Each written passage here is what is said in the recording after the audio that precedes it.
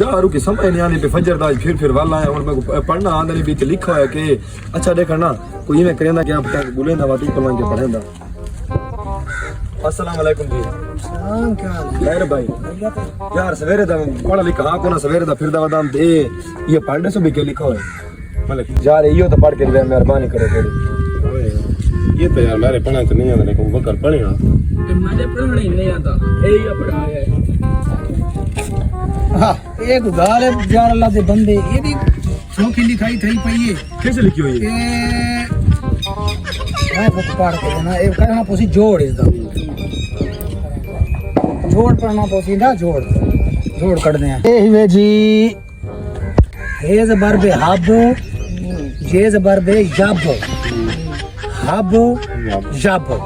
ठीक हो गया ना यार मैं थोड़ा समझाएंदा पे जोड़ ना अच्छा मतलब बे जबर ये बे नून क्या नून गुन्ना